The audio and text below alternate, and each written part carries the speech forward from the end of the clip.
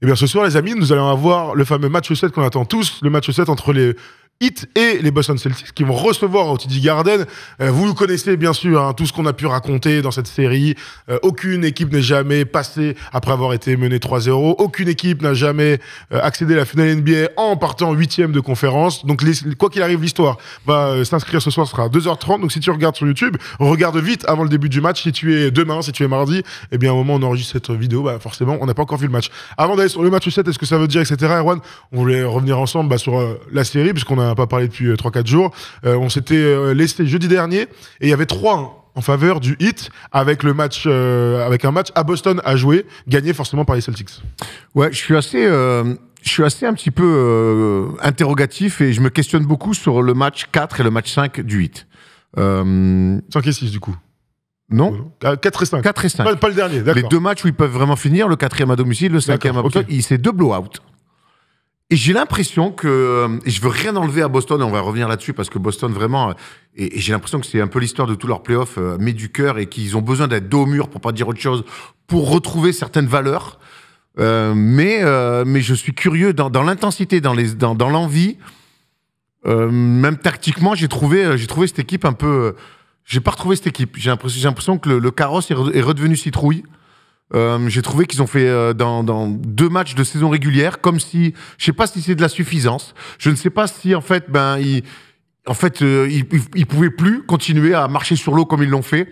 J'ai pas de réponse, j'ai pas envie de leur tirer la pierre, j'ai pas envie de les condamner, mais par contre pour moi le match 4 et 5, ils font pas le match qu'ils doivent faire, loin de là. Prendre un blowout à domicile, déjà c'est laid, même si tu mènes 3-0, parce que tu sais que le match, s'ils reviennent à 3-2, c'est plus le même. Le match 6 chez toi, c'est plus le même match. Et on l'avait dit dans le First Day Show. Et j'ai l'impression qu'ils n'ont pas été dans ces calculs-là. Le match 4, pour moi, était malgré tout déjà primordial. Alors tu peux le perdre sur des coups du sort. On l'a vu dans le match 6. Après, quand les matchs sont serrés, les matchs de playoff peuvent se jouer sur des coups du sort. Ça fait partie du jeu. Mais les 2 blowouts 4 et 5, j'ai encore beaucoup de mal à les analyser. Tant finalement l'écart a été énorme, et tant cette équipe du Heat, on a retrouvé l'équipe du Heat de saison régulière. On se rappelle que c'était pas la bonne. Moi j'ai envie de te dire que c'est parce que l'adversité a changé complètement. Je te suis pas trop sur le Heat. En fait, ils ont tellement surperformé tous, que ce soit collectivement et individuellement, et au point que personne ne pouvait imaginer que cette équipe prenne 3. Moi, vraiment le premier. Je pensais pas qu'ils prendraient 3 matchs dans cette série, et encore moins les 3 premiers. Surtout dans la manière, d'une adresse exceptionnelle. Ils ont été fantastiques tous. Personne ne pouvait imaginer que ça continue, sauf si... Enfin, tout le monde imaginait que ça continue, sauf si les Celtics se remettent à jouer. Et je sais pas si tu as vu cette petite info-là, c'est Al Horford, le lendemain du match 3, ils sont donc embarrassés, vous avez tous lu, on en avait parlé et tout. Il a dit qu'il y avait la vidéo le jour d'après, et que plutôt que d'aller à la vidéo, pour la première fois depuis des semaines ou des mois, ils ne sont pas allés à la vidéo, ils sont tous allés au golf. Pas un truc de pratique, un truc virtuel de golf. Et ils ont passé l'après-midi ensemble. Voilà, les joueurs, entre eux, ils ont fait un peu, un truc de boy scout. Ils se sont dit, là, c'est plus une affaire de basket. De toute façon, là, on est nuls à chier. On n'a aucune énergie. Nos plays sont cata. On défend pas, etc., etc. Qu'est-ce qu'on fait? On se ressent d'un point de vue, on met les égos de côté, on discute entre nous. Et c'est vrai que le visage des Celtics sur les 3 premiers matchs, et le visage des Celtics sur les 3 matchs qu'on vient de vivre, il a absolument rien à voir. Moi, j'ai envie de donner énormément de crédit, avant de parler du match 6, mais énormément de crédit à cette équipe. Moi, j'étais persuadé qu'ils étaient capables. Je demandais qu'ils le fassent pour le croire, mais ils se sont remis à défendre. Ils se sont remis à jouer les uns pour les autres, et comme de par hasard, ils ont mis 2 blowouts. Tu vois, c'est plutôt comme ça que je le vois. Les autres, en face, ils avaient plus de gaz, et ils sont tellement moins forts, ils se sont dimensionnés, quoi. Moi, j'ai beaucoup de mal à croire, j'ai plus de gaz. T'es à un match des finales NBA, c'est quand même quelque chose de... On dirait que je parle comme Philippe Manœuvre. Mais... incroyable. J'ai du mal à croire qu'ils ont plus de gaz, quand même. C'est le Miami Heat qui peut sortir les Celtics. Ils sont à un match, et les mecs jouent comme Malakoff. Enfin, bref. Et donc... moi, tu vois, le match 5, je vois Jimmy Butler qui shoot 10 fois. Il cramait. Moi, je sais que cette équipe-là, c'est l'une des équipes qui a le plus de coffres, où tous les joueurs sont le plus en forme. J'ai beaucoup de mal à croire en cette théorie des mecs cramés. Alors, perdre des matchs, ça peut arriver. C'est pas parce que tu mènes 3-0 que tu dois forcément sweeper. Mais je te dis, j'ai pas envie de croire peut-être à une facilité ou à se voir peut-être plus beau que ce qu'ils sont. C'est pas le genre de l'équipe, mais si c'est pas de la suffisance, admettons, honnêtement, ça peut pas de la suffisance. Je veux pas y croire, moi, que ça. Donc, si c'est pas de la suffisance, c'est quoi? Soit ils se sont fait battre tactiquement totalement, soit ils avaient plus d'énergie, soit en face, ils ont clairement haussé leur niveau de jeu. Tu vois, moi, tu l'avais justement souligné intrinsèquement. Boston a une meilleure équipe que le 8. C'est vrai que ces 3 matchs-là, bah alors tu as toujours les experts, tu les connais, qui viennent te expliquer que non, que tu fais Jimmy Butler et que Spoelstra sont sur le papier, les Celtics ont une meilleure équipe. Mais je sais pas, ça m'a... Dites-nous dans les commentaires, mais moi je sais pas, j'arrive pas à expliquer ces 2 blowouts. Perdre, oui, la manière, perdre, ok, la manière m'a interloqué en disant, mais attendez les gars, vous jouez comme une équipe qui a un match d'une finale NBA, ce qui serait un exploit incroyable, ce qui validerait plein de... Je sais pas, et puis même le match 6, puisque si tu veux, on se regarde un petit peu. Donc voilà, je suis un peu... Après, on l'a dit, les Celtics ont retrouvé pour moi des valeurs à eux. On peut parler de Tatum et Brown, mais moi, c'est même pas ça que j'ai envie de mettre en avant. Pour moi, ils ont retrouvé Grant Williams, qui revient dans la rotation. Ils ont trouvé Robert Williams, même si l'autre, faut pas qu'il hésite à lui filer des minutes, hein, parce que vraiment, il est encore excellent. Et pour moi, c'est, hormis les pivots potentiellement All-Star, enfin, Embiid, Jokic, tu vois, Karl Anthony Towns, si tu veux, maintenant qui joue 4, ou Gobert et tout, c'est pour moi le meilleur pivot de NBA. Tu vois, dans ce pivot de rôle, de tout ce qu'on cherche, là, protecteur de cercle, course, attraper les alley-oops, poseur d'écran, voilà. Dans ce truc-là, dans ce rôle assez simple, mais qui est tellement primordial, j'ai l'impression que c'est le meilleur dans ce rôle-là.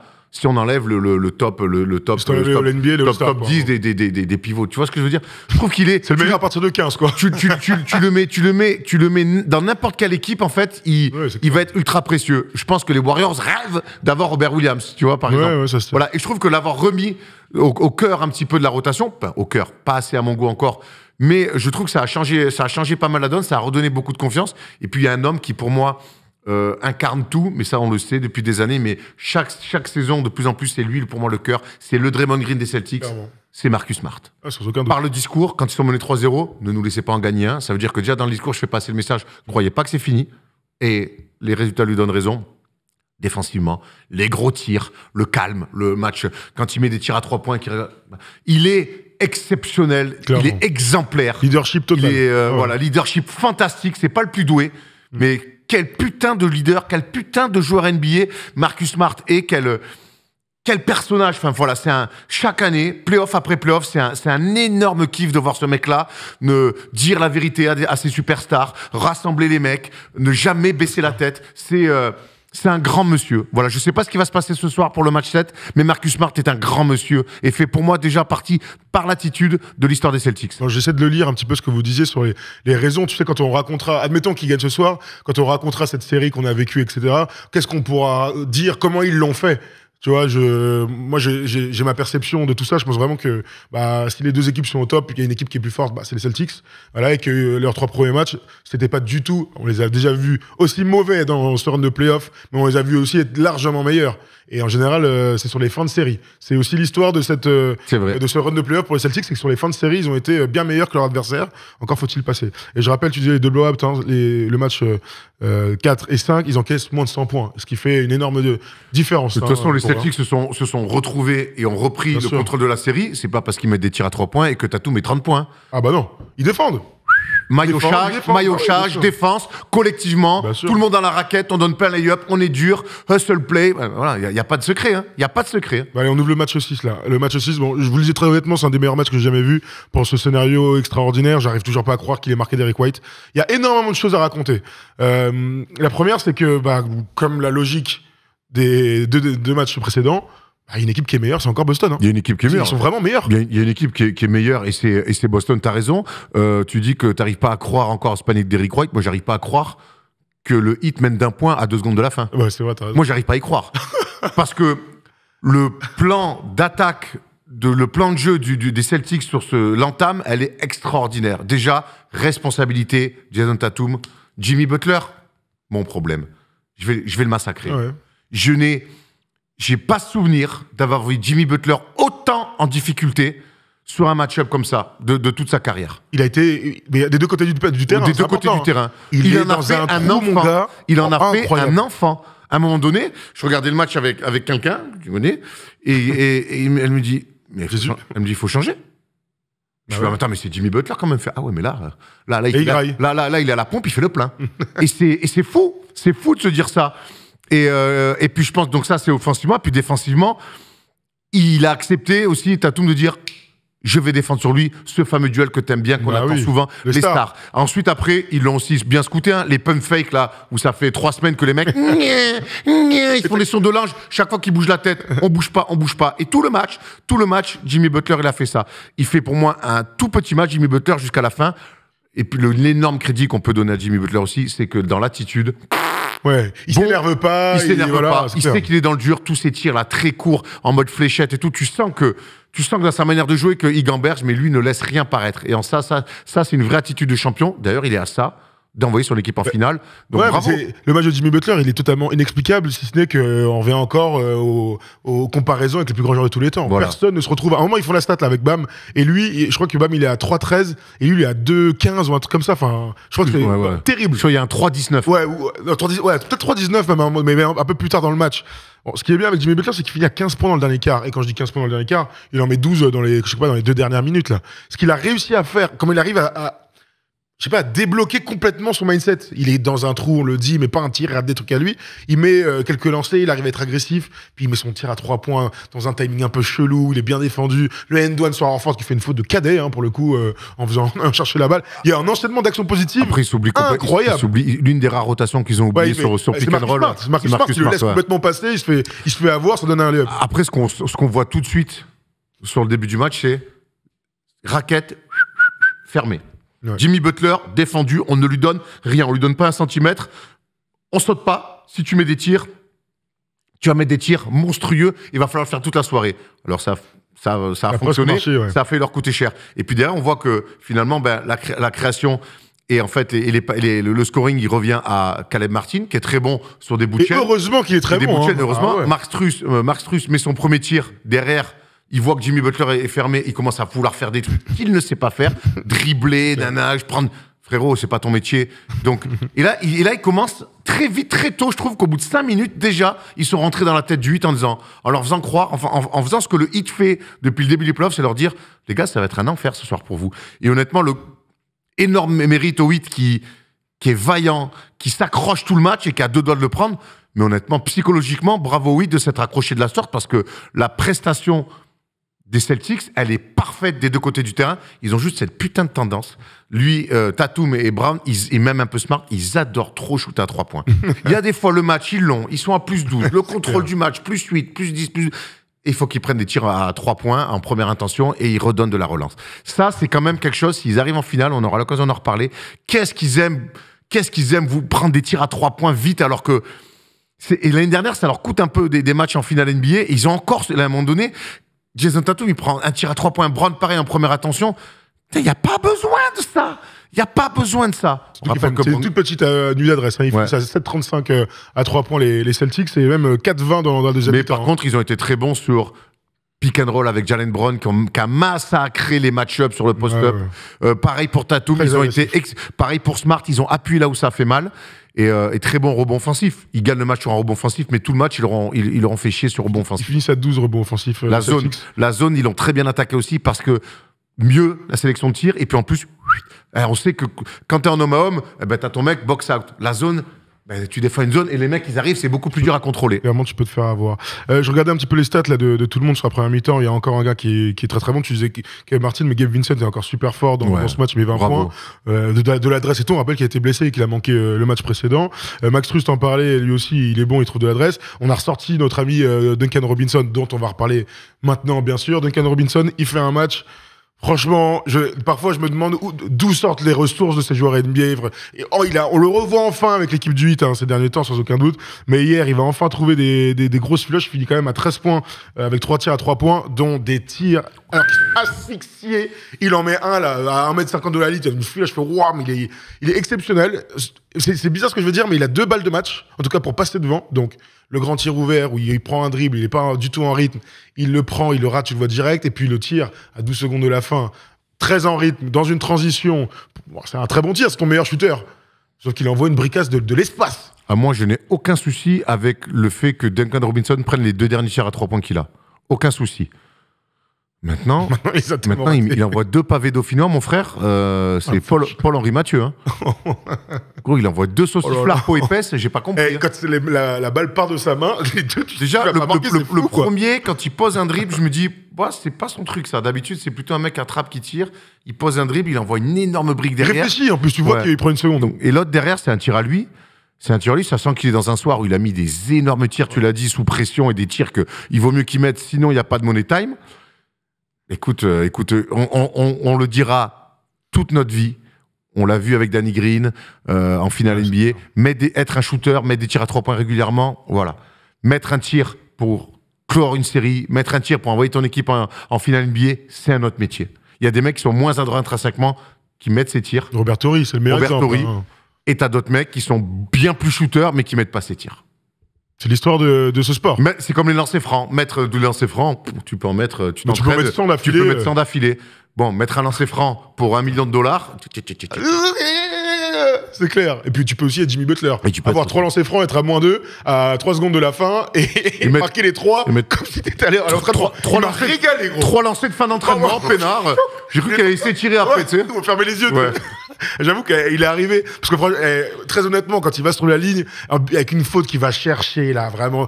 Et après, tu te rends compte qu'en fait, il est à 3 points, tu dis non, ils vont gagner comme ça et tout. Il arrive, visage, tac. Pas de. Non, gros, mais il m'arrive. Exceptionnel, Jimmy Butler, de toute façon, l'âme des plus grands. Bon, en tout cas, Graham Robinson a 2 tirs pour la gagne. Bon, on saura jamais s'il avait marqué un des 2, peut-être qu'il serait passé à ce moment-là. Mais c'est vrai que cette toute fin de match sensationnelle, les 3 lancers francs et ce rebond offensif qui est terrible parce que Max Strus, on le voit pas. D'ailleurs, je vais regarder ses stats dans le 4e quart-temps en termes de minutes jouées, mais Max Strus, dans le 4e quart-temps, Max Strus joue 3 secondes. C'est bien ce qui me semblait. Donc, on ne le voit pas du tout du 4e quart-temps. Spo, le coach, décide de le remettre sur le terrain parce qu'il est plus grand pour gêner la remise en jeu. D'ailleurs, on le voit, il n'est pas en train de gêner, il va vraiment sortir sur les éventuels shooters.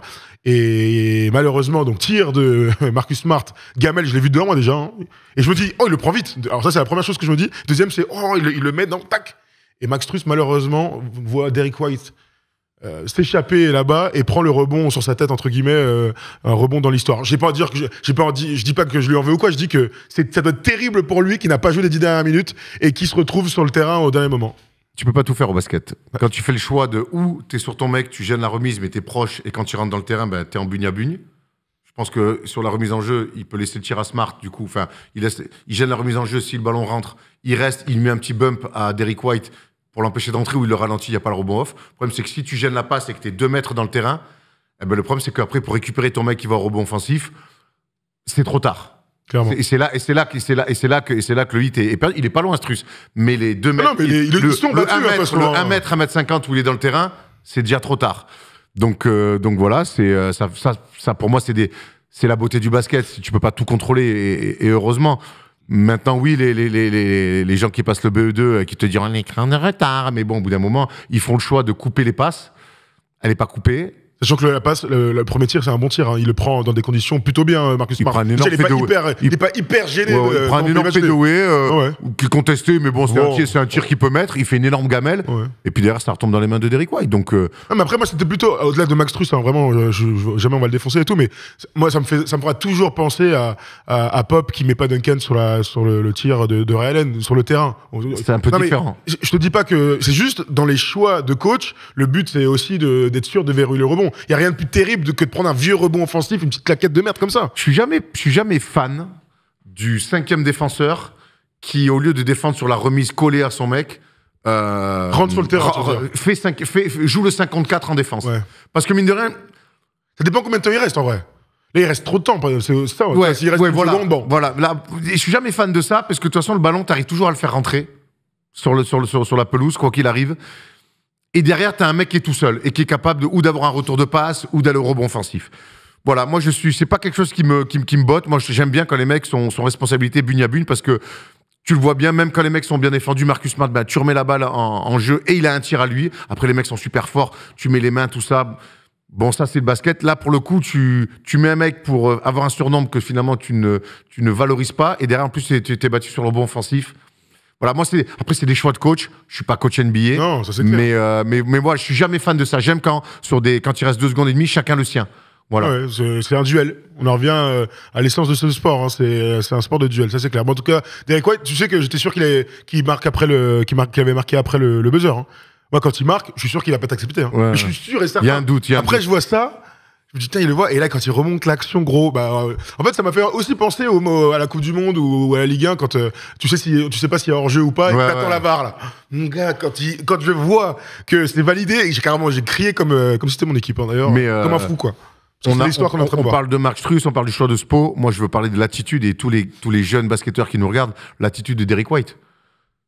Le rebond offensif, aller au rebond. Toujours. Déjà, c'est un moyen parfait d'emmerder ton défenseur. Un mec qui va au rebond offensif, toujours très dur à contrôler. Et puis l'attitude. C'est-à-dire que suivre tout le temps, il aurait pu le regarder, s'arrêter, oh gros tir, oh mettre la main sur la tête. Aller au rebond offensif, il a suivi l'action jusqu'à la fin, ça se joue un 10e, il est là, il est placé, et ça c'est pareil, shooter, suivre un shoot, c'est voilà. Donc l'attitude du Derrick White, elle est magnifique. Remise en jeu, et direct, il va au panier. Et alors que la plupart des fois, on a vu des mecs, alors notamment avec Kobe, on a vu des mecs regarder, il y a souvent des tirs au buzzer, tu vois les mecs, ça part, ils regardent. Là, lui, il a suivi. Ça, pareil. Ça, c'est des fondamentaux qu'on dit pas assez. Bravo à Derrick White pour l'attitude. C'est Pau Gasol qui met une claquette aussi comme ça à la dernière seconde. Alors, c'est pas un buzzer beater, mais c'est un game winner en playoff pour les Lakers sur un tir de Kobe. Donc ça, je pense que c'était contre OKC, je dirais. Donc ça doit être de 2010, un truc comme ça. Tu te souviens de ça? Quand il est battu au premier tour. Ouais. Et je crois qu'il y en a une autre. Hein, peut-être Ron Artest qui met aussi une claquette. C'est possible. En tout cas, voilà, des claquettes à la dernière seconde. Je pense même à la claquette de Kobe en finale contre Indiana. Oui. Contre Indiana, il met avec la planche. Vraiment. Quand Shaq a 6 fautes. Exactement. En prolongation, magnifique. Donc voilà, comme dit Erwan, aller au rebond offensif, surtout dans les derniers moments où c'est le bazar, parce que c'était vraiment la merde sur cette dernière action. On savait plus ce qui allait se passer. Quelques commentaires. Je regarde avant de passer sur le match 7. On va regarder les cotes aussi, parce que je sais pas du tout qui est favori. Ron Artest était contre Phoenix en finale de conf en 2010. Tout à fait. Absolument, merci pour cette petite précision. Je prends quelques commentaires. D'ailleurs, Tom, tu me dis si on prend quelqu'un pour parler du match 7. Tu n'hésites pas. On va parler du match 7 et des matchs à 50 points. Carrément, ça avec plaisir. Alors, qu'est-ce que vous me racontez? Si tu veux vibrer, Tom, tu peux rejoindre les fans des Celtics. Ça va te changer les idées. Non, tu sais qu'on fait pas ça, nous. Qu'est-ce qu'on peut raconter? Si les Celtics gagnent ce soir, ils remporteront la finale contre les Denver Nuggets. Ça, c'est intéressant, ça. Lui et Tatum ont tous les angles de rebond en vrai. C'est vrai qu'on le dit pas, mais si Derrick White y va pas, je pense. Bon, après, il faut voir avec le temps, hein. Mais notre ami Jason Tatum est quand même bien placé pour marquer. C'est un petit lay-up lui aussi à la dernière seconde. White, il a le goût du sang. Le mec, il fait la remise et il est aussi sur le rebond. Comme disait Erwan, aller vers le cercle. Joueur complet. On ne s'arrête pas de jouer. On est tout le temps en mouvement. Tout à fait. Les gars, Tatum était sur le rebond aussi d'office. Les deux côtés du panier se couverts. Ouais, c'est une dernière action, quoi. Écoute, on va aller sur le match 7 ensemble et on va regarder d'abord les cotes parce que ça m'intéresse de savoir à combien sont Miami parce qu'on peut imaginer que le Heat est plus du tout favori. 1,33 pour les Celtics et 3,45 chez nos amis de Winamax, Erwan. Écoute, on y va à fond. Ils peuvent vraiment le faire, nos amis du Heat, là? J'ai du mal à y croire. J'ai du mal à y croire. De ce que j'ai vu des 3 derniers matchs, c'est vrai que autant ils sont à 2 secondes, je sais plus combien, 3 d'une finale NBA. Autant j'ai l'impression que les 3 derniers matchs, j'ai vu un rouleau compresseur côté Boston qui a repris. Mais comme ils l'ont fait un petit peu avec les Sixers, c'est qu'une fois menés, dos au mur, ils ont retrouvé un petit peu une alchimie, une âme. Je sais pas comment ils font pour commencer des séries de sans âme après le match 3. Même Magic est monté au créneau. J'ai jamais vu des Celtics abdiquer comme ça. La honte, embarrassing, avait dit Brown et tout. Enfin, tu te dis jamais tu te relèves de ça. Et puis eux, ils ont réussi. En même temps, s'il y a bien une équipe en NBA qui peut réussir ça, c'est bien les Celtics. Moi, je vois le Heat fatigué, court, psychologiquement. Quand je vois ce que Kyle Lowry en sortie de banc, comme il est dramatique, ce bâtard. J'ai l'impression qu'ils ont plus de ressources.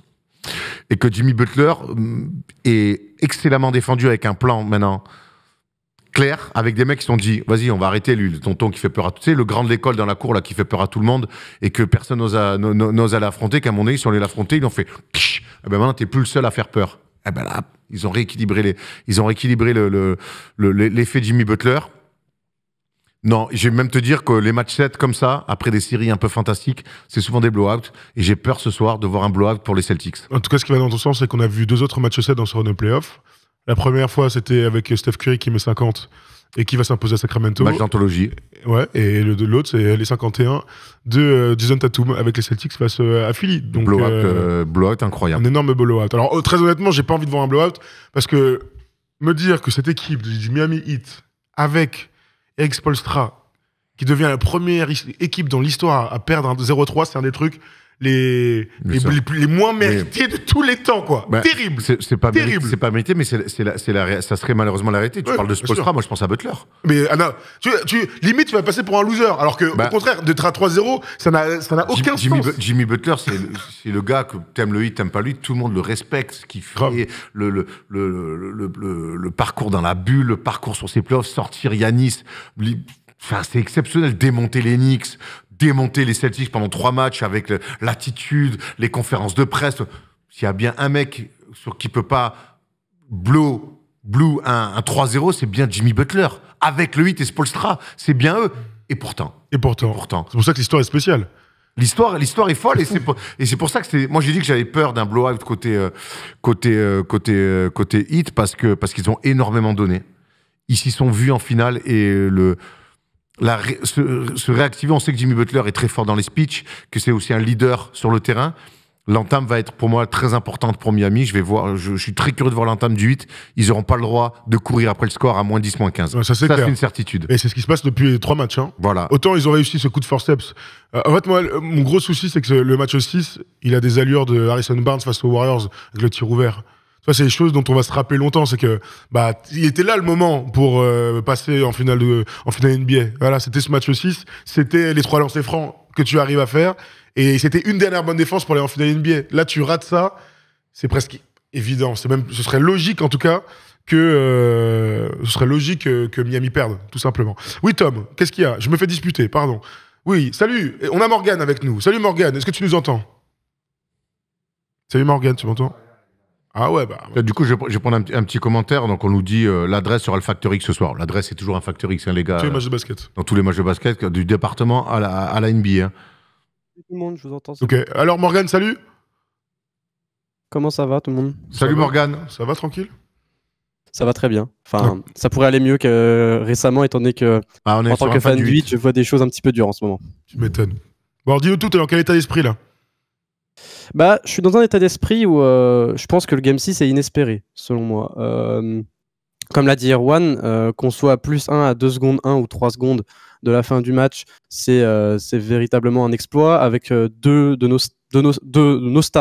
stars, donc Butler et Bam qui sont absolument à côté. Et j'étais venu un petit peu donner certaines clés, étant donné que je pense que la clé doit venir de Bam pour ce match 7.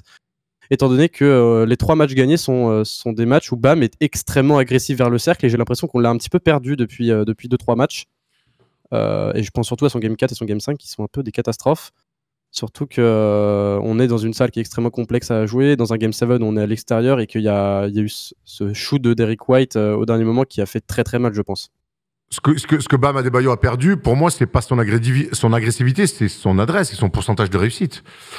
Moi, je le trouvais très, très intéressant sur le début de la série où il causait beaucoup de problèmes à Horford par sa mobilité et on découvrait enfin que son dribble, son statut de meilleur dribbleur à l'intérieur, pourquoi on lui donnait ça et il a mis beaucoup, il a beaucoup ennuyé à Horford et encore aujourd'hui, et même sur le match, je trouve qu'il a des situations à lui, mais qu'il est maladroit dans ce qui fait sa force, c'est-à-dire le petit périmètre, là, le mid-range, proche même un petit peu plus. Bon, il y a ce contre fabuleux d'Al Horford qui était... Al Horford, de toute façon, c'est la famille. Voilà, moi, j'ai envie qu'Al Horford soit mon daron. S'il veut adopter un enfant, je veux bien.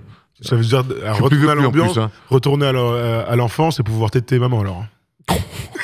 D'accord. Bref, donc, mais Bam Adebayo, pour moi, l'agressivité, il l'a toujours. C'est ce qui est plutôt encourageant peut-être pour le match 7, Morgan. Mais c'est par contre, il faut qu'il retrouve de l'efficacité. 4-16 sur le match 6.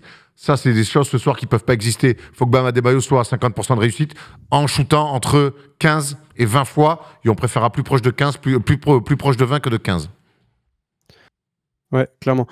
Et en plus de ça, je trouve quand même que les Celtics, dans leur manière de défendre et leur manière d'attaquer, surtout, c'est pas parfait. Offensivement, surtout, ils sont encore crado à 3 points. Ça rentre, évidemment, il y a Marcus Smart qui en met pas mal sur le Game 6. C'est lui qui les tire un petit peu sur certaines possessions à 3 points parce que sinon, le reste, c'est assez catastrophique. Et la zone du 8, elle a un petit peu disparu parce que Game 4 et Game 5, les 3 points, ça a été énorme. Et je trouve qu'il y a peut-être un léger manque d'adaptation sur le Game 6 avec de la zone qui arrivait très tard. Et on a vu que la zone a fonctionné vu que le Heat a pu remonter avec des bonnes possessions défensives et offensives. Donc le motif d'espoir restera quand même que je pense que le Heat, malgré avoir perdu d'un point, était très très loin d'être à son meilleur niveau sur le Game 6. Maintenant, la difficulté dans tout ça, c'est que on est dans une situation, on est là-bas, quoi. On est à Boston et qu'on sait très bien que c'est tellement. Ce qui est terrible de toute manière, c'est que si on est tous d'accord pour dire que Miami, pour avoir une chance de passer, il faut faire le match parfait. Donc, pas perdre beaucoup de ballons. Ils sont capables. Sur le dernier match, ils sont à 5 paires de balles, ce qui est fantastique. Non, c'est pas énorme. Mais rien du tout. Les Celtics en perdent 12 ou 13, je crois. Exactement. Match 6, hein.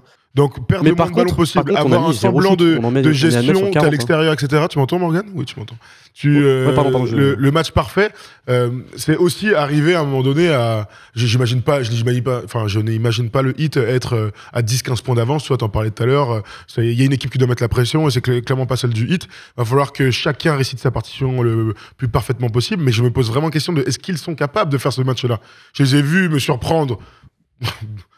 Très nombreuses fois, mais alors là, sur un match 7 à l'extérieur, ça fait après, je serais dingue. Et puis surtout, ça fait 3 matchs sur les prestations.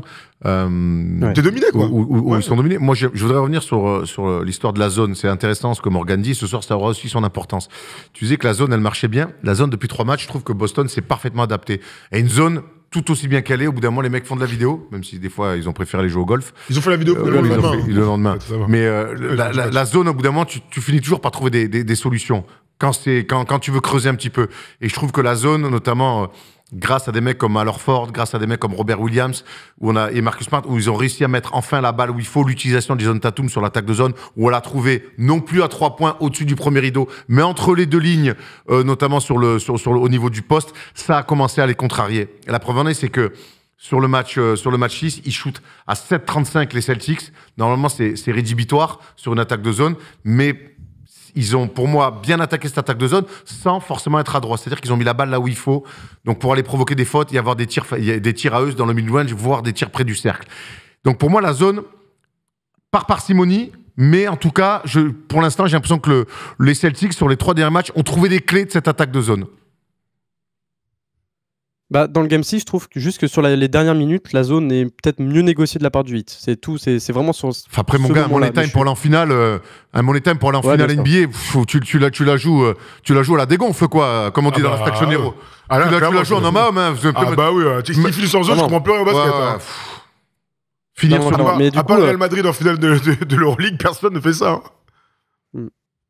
Mais clairement, moi, du coup, c'était un message peut-être un peu plus d'espoir en disant que. Enfin, d'espoir et en même temps, c'était une sorte de fatalité. Quand même, en disant que s'il y a un blowout ce soir, ce sera forcément pour les Celtics. Je vois pas comment le Heat peut aller prendre 15 points d'avance là-bas. Ils sont capables, hein, on le sait très. Ils sont capables de tout. Il peut y avoir un énorme run, mais même s'il y a cet énorme run, je pense pas qu'ils puissent tenir. Mais par contre, dans un match serré, je sais pas pourquoi, je trouve quand même que les Celtics, ils sont pas assurés, ils sont pas à l'aise. Et c'est pas la première fois que le Heat va devoir s'en sortir de cette situation. Ils ont montré qu'ils étaient capables de se chier dessus totalement, hein, dans ce round de playoff. Mais comme je le disais tout à l'heure, c'est jamais sur les fins de série de playoffs qui chient dessus. Ils ont raté dans la série, hein, c'est le meilleur exemple, des débuts de série. Mais quand ça devenait sérieux, qu'il fallait élever son niveau de jeu, son intensité et tout, ils ont été parfaits à chaque fois, hein. Et le meilleur exemple aussi, c'est la série d'avant, face à Philly, qui on promettait enfin un passage en finale de conf dans le match 6. Ils sortent 2 énormes matchs, les Celtics. Hein, on connaît, hein, les 5 cartons de Tatum.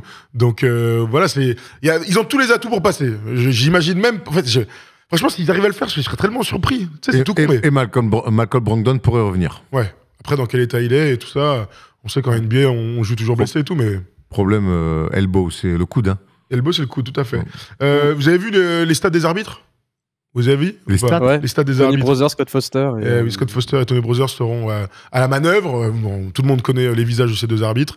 Lorsque Scott Foster est sur le terrain, il siffle en faveur des Celtics, c'est 7-2 cette année.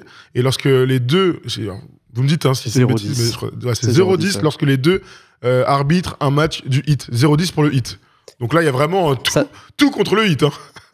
Sachant en plus que l'an dernier, Scott Foster avait déjà arbitré le match 7 et qu'il y avait déjà eu cette espèce de mini polémique sur le shoot de Max Strus. Était-il dehors? Il l'était, il était pas. Ah oui, avec le talon, il l'était. Hein. Alors ça se joue un poil de cul. Moi, je ne veux pas participer à ce débat, je dis juste que... Le truc, c'est qu'on n'est jamais un peu dehors ou pas beaucoup, ou beaucoup dehors. Ou on est dehors ou on l'est pas. Voilà. Et l'entre-deux n'existe pas. Non, c'est clair. Et Max Strus, malheureusement, était dehors. Enfin, malheureusement pour le Heat. Mais ça va être intéressant. Ça va être intéressant. Moi, je pense que le Heat a tout intérêt à rester dans le match le plus longtemps possible. Les Celtics peuvent courir après le score. Je pense que si Miami d'entrée prend un -10, -15, même avec les ressources. Après, c'est une équipe qui finalement n'a jamais été aussi forte que quand elle est outsider. Et ce soir, elle est clairement outsider. On a vu que sur les 3 matchs où ils ont du jeu comme des favoris, parce que même face aux Knicks au début, on est là, ouais, bon, on va voir. Bon, après, ils leur ont roulé dessus. Mais je trouve que cette équipe du Heat, finalement, est comme dans la bulle, et bien mieux quand ils sont outsiders. Ce soir, ils seront grands outsiders. Donc, à voir, et on sait que les Celtics lâchent des matchs à domicile. Ouais, et on l'a dit aussi plusieurs fois, mais c'est la revanche de l'année dernière. Encore un match 7 entre ces deux équipes. Et ça, c'est quand même des rivalités qu'on apprécie fortement. Bon, Morgane, tu me donnes un petit prono là? Bah, allez, je vais faire le prono du cœur. Je vais dire victoire du Heat, pardon, avec un +5, avec 2 gros shoots à la fin de Duncan Robinson pour se venger. Oh ouais, ce serait incroyable. L'histoire serait ouf. Tu dis quoi, toi, Erwan? Moi, j'ai envie de voir un grand match. De préférence, moi, je vais dire +20 les Celtics. Ça, c'est la raison qui parle, clairement. Bah ouais. Mais moi, je te dis que te dis, pour moi, match 7, c'est souvent des blowouts. Je t'invite à aller voir les stats. Les matchs 7 sont souvent des blowouts. Je vois les Celtics à domicile rouler sur le Heat. Voilà, j'espère me tromper pour le scénario parce que je vais veiller toute la nuit. Mais oui, Morgane, je suis désolé.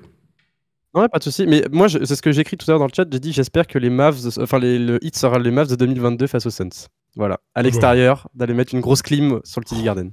Bon, après, les Celtics, c'est pas les Suns de 2022 non plus. Hein, mais... Nous sommes d'accord. On n'est pas sur le même niveau de courage, ça c'est clair. Ça c'est clair. Je vous ai mis là vite fait le sondage. Qui gagne le match 7? Vous avez 2 minutes pour répondre. Parle du chrono, là. Il veut qu'on parle du chrono. chrono. C'est quoi, sur les 3 secondes à la fin? Ouais, apparemment. Il n'y a rien à dire, la faute était à 3 secondes. C'était ça le truc du chrono? Enfin, je vois dans le chat. Non, mais le 2,1, non, c'est pour ça qu'ils auront regardé aussi. Bah oui, ils auront regardé, ils auront mis 3, franchement. Attendez, les gars, si on commence à chipoter là-dessus, il y a faute, il y a 3 lancers, il y a un mec qui met 3 lancers, il reste 3 secondes. J'ai vu aussi quelqu'un qui disait, mais pourquoi ils ont fait le choix du tir à 3 points? Moi aussi, j'étais surpris de la rapidité instantanée là, de la prise de décision de Marcus Smart, mais bon, il est capable, donc... Voilà, mais c'est vrai que quand il se retourne, il tire, je fais, ah ouais, t'es chaud, 3 secondes. Il met une énorme gamellasse. Ah ouais, terrible. Là, d'ailleurs, petit point rapidement, juste avant de vous laisser, le Heat n'attaque pas Jaylen Brown. Alors, j'ai vu une vidéo aujourd'hui qui montrait pourquoi ils n'ont pas attaqué Jaylen Brown avec 4 fautes, etc. Mais ça, c'est criminel aussi. Hein. En Game 6, quand c'est serré, t'es en train de remonter, que t'as tes 2 stars qui n'arrivent pas à se mettre en rythme, avoir un mec en face qui ne défend plus ou qui met plus d'intensité en défense et qui ne gêne plus son défenseur. Plusieurs fois, on l'a vu sur Gabe Vincent, etc. Ne pas être en match-up sur Jimmy Butler, c'est criminel, vraiment. Ça, va falloir trouver quelque chose ce soir s'il y a un cas similaire. Écoute, on suivra ça, mais c'est vrai que quand il y a un mec qui est en foul trouble comme ça et qui ne se fait pas attaquer, ça fout toujours bien la haine. Ça, on est plutôt... Mais ça prouve bien qu'ils étaient dominés, qu'ils ont été dominés dans l'impact de beaucoup de choses. Et ça, c'est des choses... Donc tactique aussi. Ça, c'est des choses que tu fais quand tu contrôles le rythme. Or, ils l'ont pas contrôlé du tout, pour moi. Je te dis, c'est un miracle qu'ils soient plus 1 à 3 secondes de la fin. Mais il y était aussi, tu vois ce que je veux dire. Ouais, c'était un miracle, mais bon, du coup, tu peux être frustré de ne pas gagner. Bon, allez, on finit ça. Sachez que, je vous le dis maintenant, mais Nick Nurse devient le coach des Sixers. Voilà, Nick Nurse aux Sixers. Très bien. Sachant qu'on a le coach, c'est Adrian Griffin aussi, c'est le coach. On se finit cette petite vidéo, on se retrouve. Merci à toi, Morgane. Merci, Morgane. Merci beaucoup. Si tu nous regardes sur... J'ai vu quelqu'un qui disait là, oui, pourquoi vous parlez pas de Robinson et de tir, on a déjà parlé. Donc j'invite à aller regarder ça en replay sur YouTube, puisqu'on met la vidéo tout de suite maintenant.